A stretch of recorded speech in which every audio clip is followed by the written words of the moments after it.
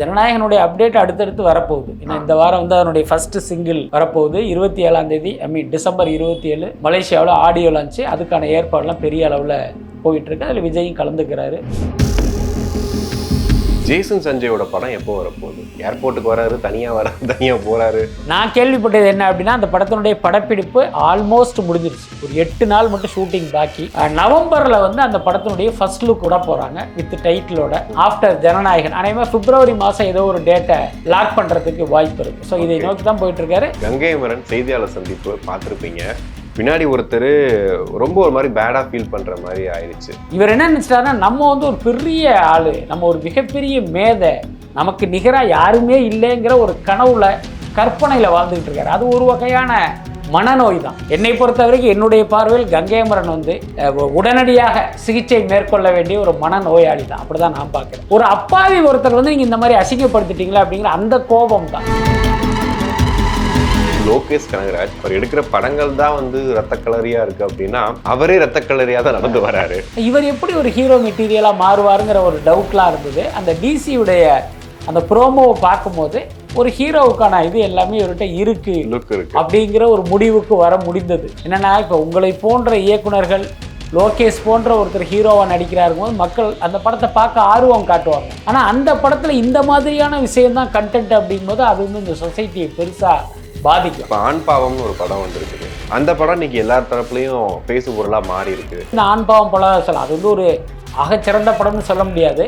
ஆனால் இந்த மாதிரி இந்த ரத்த கலரியான படங்களுக்கு மத்தியில் வந்து ஒரு நமக்கு வந்து ஒரு ஆறுதலாக இருக்கும், ஒரு ஃபீல் குட் மூவி.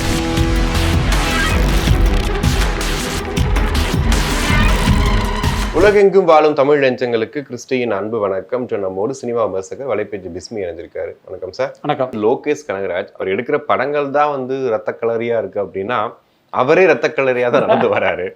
அவர் யாரையும் வெட்டிட்டு வராரா, இல்லை யாரையும் அடி வாங்கிட்டு வராரா, இல்லை கசாப்கல்ல வேலை பார்த்து வராரா அப்படின்ற மாதிரி நிறைய மீம்ஸ் எல்லாம் பார்க்குறோம். செட் ஆகுதா சார் லோகேஷ் கனகராஜுக்கு? அந்த அதாவது என்ன, ரொம்ப உண்மையை சொல்ல போனால் லோகேஷ் கனகராஜ் ஹீரோவாக நடிக்கிறாருங்கிற ஒரு செய்தி வரும்போது எனக்கு வந்து அது ஒரு மாதிரி இது செட் ஆகுமா, இவர் ஹீரோவை ஜெயிச்சிருவாரான்னு ஒரு சந்தேகம் இருந்தது. என்ன காரணம்னா, நம்ம லோகேஷோட பழகியிருக்கோம், அவருடைய கேரக்டர் தெரியும், இவர் எப்படி ஒரு ஹீரோ மெட்டீரியலாக மாறுவாருங்கிற ஒரு டவுட்லாம் இருந்தது. அந்த டிசியுடைய அந்த ப்ரோமோவை பார்க்கும்போது ஒரு ஹீரோவுக்கான இது எல்லாமே இவர்கிட்ட இருக்கு அப்படிங்கிற ஒரு முடிவுக்கு வர முடிந்தது. அதுதான் அந்த ப்ரோமோடைய வெற்றின்னு கூட நம்ம சொல்லலாம். ஆனால் அதில் உள்ள விஷயத்தை பார்க்கும்போது அடடா, இது வந்து ஒரு மோசமான படமாக இருக்கும் போல இருக்கு. இன்னொன்று, அருண் மாதேஸ்வரன் தான் டைரக்டர்னு வரும்போதே அந்த டவுட் நமக்கு வந்துருச்சு. ஏன்னா அவர் வந்து இந்த ரத்த கலரியா அந்த வன்முறை படம் எடுக்கிறதுல வந்து அவர் வந்து ஒரு பெரிய மாஸ்டர். அவர் படத்தில் யார் நடித்தாலும் சரி, ஆனால் அவங்கள இந்த ரேஞ்சில் தான் ஆக்கி வைப்பார், அது தெரிஞ்ச விஷயந்தான். ஸோ அதை பார்க்கும்போது நமக்கு வந்து ரொம்ப கவலையாக இருந்தது.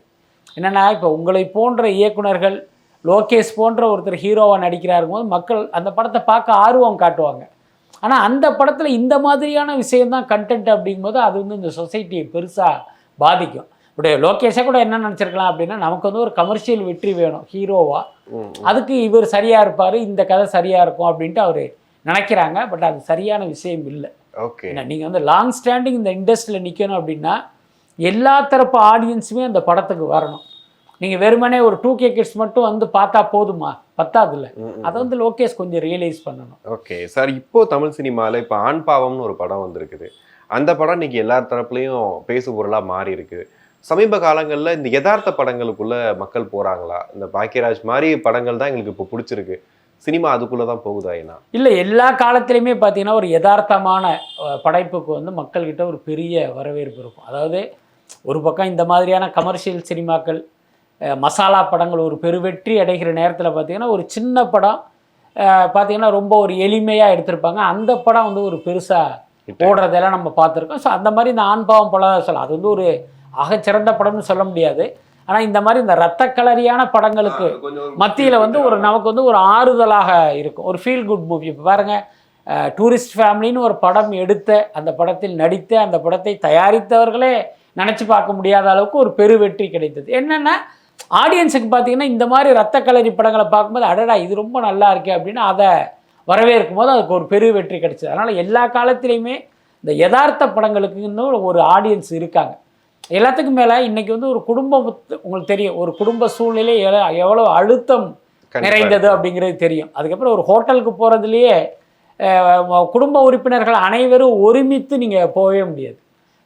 அதில் 4 பேர் நான்வெஜ் ஹோட்டல் போகலாமாங்க, அதில் 4 பேர் வெஜ் ஹோட்டல் போகலாமாங்க. அப்புறம் வெஜ் ஹோட்டல்லே இங்கே போகலான்னு 2 பேர் சொல்லுவாங்க, அங்கே போகலான்னு 2 பேர் சொல்லுவாங்க.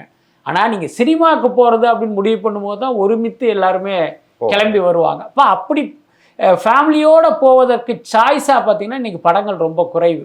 ஐயோ இந்த படத்துக்கு ஃபேமிலியோடு போகிறதா அப்படின்னு ஃபேமிலியில் இருக்கிற மூத்த உறுப்பினர்களும் பயப்படுவாங்க. யங்ஸ்டர்ஸ் ஐயோ இந்த படத்துக்கு இப்படி அம்மா அப்பா கூட்டிகிட்டு போகிறதுன்னு அவனுக்கும் ஒரு பயம் இருக்கும். அப்படி தான் இப்போ படங்கள் வருது.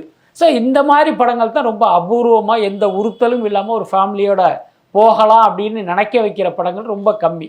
ஸோ அப்படி ஒரு படமாக இருந்ததுனால தான் அந்த படத்துக்கு ஒரு நல்ல ரெஸ்பான்ஸ் கிடைச்சதான் நான் பார்க்குறேன். ஓகே, கங்கை அமரன் செய்தியாளர் சந்திப்பு பார்த்துருப்பீங்க.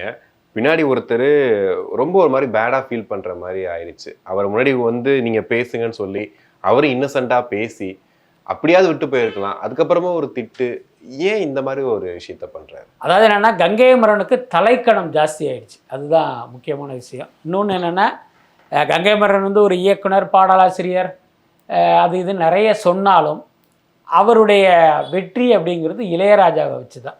அந்த பூவோடு சேர்ந்து நாரும் மணக்குங்கிற மாதிரி இளையராஜா என்கிற பூவோடு சேர்ந்து மணக்கிற நாறு தான் கங்கை அமரன். கங்கை அமரன் இளையராஜாவுடைய பின்புலம் இல்லாமல் வந்தாருன்னா இவரை யாருமே சீண்ட மாட்டார். அதுக்கு ஒரு பெரிய உதாரணம் என்னென்னா இளையராஜாவோடு இவர் சண்டை போட்டுக்கிட்டு சில வருஷங்கள் இருந்தார். கங்கை அமரன் அப்போ பார்த்தீங்கன்னா எங்கேயுமே வரல, எங்கேயுமே கிடையாது, யாருமே அவரை கூப்பிடல. என்ன காரணம்னா கங்கை அமரனை கூப்பிட்டோம்னா இளையராஜா கோச்சுக்குவாருங்கிறதுனால இவரை வந்து ஒரு மனுஷனாவே மதிக்கலை. இதுதான் கங்கை அமரனுடைய நிலவரம். அதுக்கப்புறம் எங்கே போகிறதுன்னே தெரியாமல் கடைசியில் வந்து பாஜகவில் சேர்ந்து இன்றைக்கி பார்த்தீங்கன்னா அந்த கட்சியில் ஒருத்தராக இருக்கார். இவர் என்ன நினச்சிட்டாருன்னா நம்ம வந்து ஒரு பெரிய ஆள், நம்ம ஒரு மிகப்பெரிய மேதை, நமக்கு நிகராக யாருமே இல்லைங்கிற ஒரு கனவுல கற்பனையில் வாழ்ந்துக்கிட்டு இருக்காரு. அது ஒரு வகையான மனநோய் தான். அதுக்கடுத்து பார்த்தீங்கன்னா இளையராஜாவுடைய தம்பி அப்படிங்கிறதுனால இந்த உலகம் தன்னையும் இளையராஜாவாக பார்க்கணும் அப்படின்னு விரும்புகிறாரு. அதுவே ஒரு மனநோய் தானே. என்னை பொறுத்த வரைக்கும் என்னுடைய பார்வையில் கங்கை அமரன் வந்து உடனடியாக சிகிச்சை மேற்கொள்ள வேண்டிய ஒரு மனநோயாளி தான். அப்படி தான் நான் பார்க்குறேன். என்ன காரணம்னா அந்த சம்பவத்தில் வாலி பதிப்பகம்னு ஒரு பதிப்பகம் ஒரு விழா நடத்துகிறாங்க. அதில் கங்கை அமரனுக்கு ஏதோ ஒரு பரிசளிப்பு ஏதோ ஒன்று கொடுக்குறாங்க. அவர் வர்றாரு. வழக்கம் போல் ஒவ்வொரு விழாவுக்கு தான் ஒரு 50-20 மைக் எடுத்துகிட்டு வந்துடுவாங்க. அவரை கூப்பிடுறாங்க. அவர் நிற்கும் போது பக்கத்தில் உள்ள ஒருத்தர் அப்படி நிற்கிறாரு. அவர் இவருக்கு வந்து ஒரு பெரிய இடைஞ்சலாக தெரிஞ்சு நீங்கள் வாங்க பேசுங்க அப்படின்ட்டு இப்படி போகிறாரு. இவர் கூட என்ன நினச்சிட்டாரு, அடடா கங்கை அமரன் வந்து அப்புறம் பேசுவார் போல இருக்கு, அதுக்கு முன்னே நம்மளை பேச சொல்கிறாங்கன்னு நினச்சிட்டு இவர் ஏதோ பேச வர்றாரு. இவர் பாட்டு கிளம்பி போகிறாரு. அப்போ தான் இவருக்கே தெரியுது அந்த ஆள் நம்மளை நக்கல் அடிச்சுட்டு போகிறாரு அப்படின்ட்டு. அப்புறம் அவர் போய் கெஞ்சி கூத்தாடி வந்தால் அவரை வந்து அந்த பொதுவெளியில் உங்களுக்கு தெரியும்ல, இத்தனை மைக்கு இருக்குது அப்படின்னா அத்தனை கேமரா அங்கே இருக்குல்ல, அத்தனை கேமரா முன்னால் நீங்கள் அவமானப்படுத்துனீங்க அப்படின்னா அவருக்குன்னு ஒரு குடும்பம் இருக்குல்ல. கண்டிப்பாக. ஏன்னா அவர் ஒரு நிறுவனத்தில் பணிபுரிகிறாருன்னு வச்சுக்குவோம். அங்கே ஒரு 10 பேர் வேலை பார்ப்பாங்களா, அவருக்கு நண்பர்கள் இருப்பாங்களா, அவருடைய குழந்தைகள் இருக்குமா, அந்த குழந்தைகள் ஸ்கூலுக்கு போகுமா, என்னடி உங்கள் அப்பா வந்து கங்கை அமரன்ட்ட வந்து பல்பு வாங்கினாரன்னு கேட்டால் அந்த குழந்தை முகத்தை எங்கே போய் வச்சு, அந்த அடிப்படை அறிவு வேணாம். நீங்கள் எவ்வளோ பெரிய ஆமாங்க, அது எவ்வளோ பெரிய விஷயம் நமக்கு. எனக்கெல்லாம் நான் இவ்வளோ வேகமாக நான் பேசுவதற்கு காரணமே ஒரு அப்பாவி ஒருத்தர் வந்து நீங்கள் இந்த மாதிரி அசிங்கப்படுத்திட்டீங்களா அப்படிங்கிற அந்த கோபம் தான்.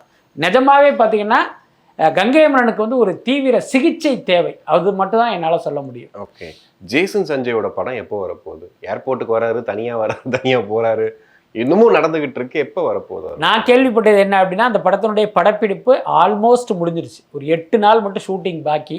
அதுவும் ஏன் அப்படின்னா தமன் வந்து ஒரு 2 சாங்கு தரணும், அதுக்காக தான் வெயிட்டிங்கு. இப்போ ஒரு 10-15 நாளைக்கு முன்னே ஹைதராபாத் போய் அந்த சாங்கையை வாங்கின்னு வந்துட்டார். இப்போ அதை வந்து கம்ப்ளீட் பண்ண போகிறாங்க. இதுக்கு இடையில இது வரைக்கும் எடுத்தது எல்லாத்தையுமே ஒரு போஸ்ட் ப்ரொடக்ஷன் பண்ணி பக்காவாக வச்சுட்டார். இப்போ இந்த சாங்கை எடிட் பண்ணி இன்சர்ட் பண்ணுறது மட்டும்தான் வேலை. அடுத்த கேள்விப்பட்ட விஷயம் என்னென்னா நவம்பரில் வந்து அந்த படத்தினுடைய ஃபர்ஸ்ட் லுக் விட போகிறாங்க வித் டைட்டிலோட.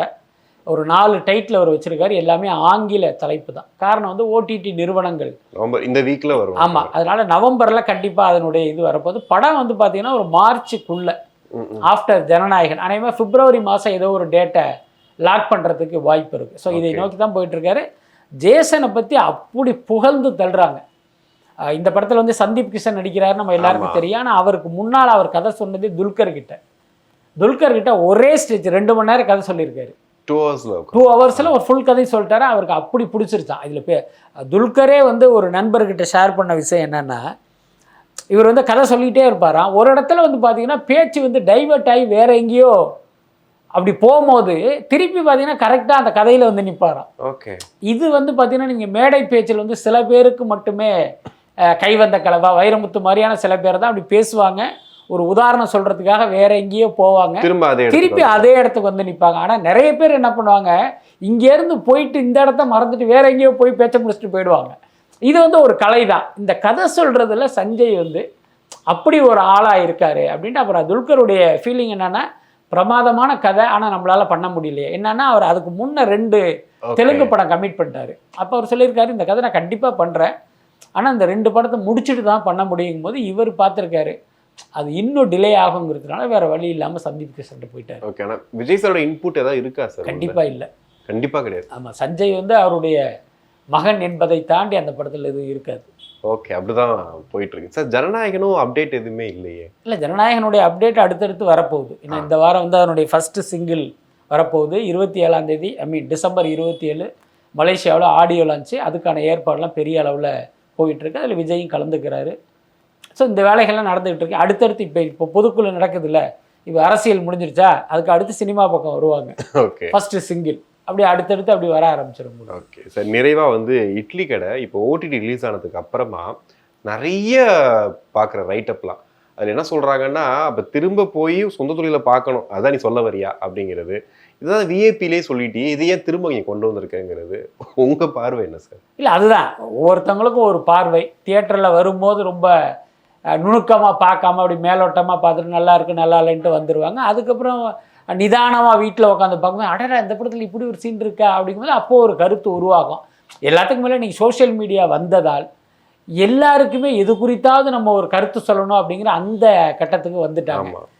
இன்னைக்கு கூட பார்த்தேன், ஒரு வசந்த பவனுடைய ஹோட்டல் பில்லு ஒருத்தர் ஷேர் பண்ணுறாரு. 2 இட்லி 90 ரூபா, ஒரு வடை இவ்வளவு ரூபான்னு போட்டு ஒரு 250 ரூபாய்க்கு ஒரு பில்லை தூக்கி ஷேர் பண்ணுறாரு. உடனே ஆகா இன்னைக்கு ஃபுல்லாக இதாண்டா வேலை அப்படின்னு ஒருத்தர் போடுறாரு. இன்னொருத்தர் வசந்த் ரவின்னு ஒரு நடிகர் இருக்கார்ல, அவர் ஃபோட்டோவை ஷேர் பண்ணி, இவன் தாண்டா அந்த ஹோட்டல் ஓனரு, இவனை போட்டு புழங்கடா அப்படின்னு ஒருத்தர் சொல்கிறாரு. ஸோ இந்த மாதிரியெல்லாம் இந்த சோஷியல் மீடியாவில் வந்து ஏதோ ஒன்று செட் பண்ணிட்டு போகிற ஒரு சூழல் இருக்குது. ஸோ அந்த மாதிரி இந்த படம் குறித்த ஒரு கருத்து இருக்குன்னு நினைக்கிறேன். இன்னொன்று, அந்த படத்தில் என்ன சொல்கிறாங்க அப்படின்னா, கிரைண்டர் வரும் என்ன, ஆனால் ராஜ்கிரண் என்ன கிரைண்டர் வேணாப்பா, ஏன்னா என்ன இருந்தால் நம்ம கைப்பக்குவம் மாதிரி வருமா அப்படிங்கிறாரு. அந்த கேரக்டர் அது குறித்து பேசுது, அவ்வளவுதான். அப்போ நீ கிரைண்டரே வேணான்றியா, அப்போ நாங்கள்லாம் கற்காலத்திலே இருக்கணுமா, நீ ஒரு பிற்போக்கான ஆளா அப்படின்னு நம்ம எப்படி பார்க்க முடியும்? அதை தனுஷ் சொல்லலை, அந்த கேரக்டர் சொல்லுது. ஆனால் அதே படத்தில் தனுஷ் கேரக்டர் என்ன சொல்ல, அப்பா நீ என்னப்பா நீ இப்படி இருக்க, நான் வந்து வேற மாதிரி இருக்கணும்னு நினைக்கிறேன்னு பேங்காக்கில் போய்லாம் வேலை பார்க்குறாருல. அப்போ இவர் என்ன, நீ என்னப்பா அப்பா பேச்சை கேட்கலன்னா அவர் திட்ட முடியுமா? அதனால் இது வந்து கருத்து சொல்லணுங்கிறதுனால இவர்கள் சொல்கிற கருத்தாக தான் நம்ம எடுத்துக்கணும். ஓகே, கண்டிப்பாக சார், நிறைய விஷயங்கள் பேசணும். உங்களுக்கு நன்றி. நன்றி.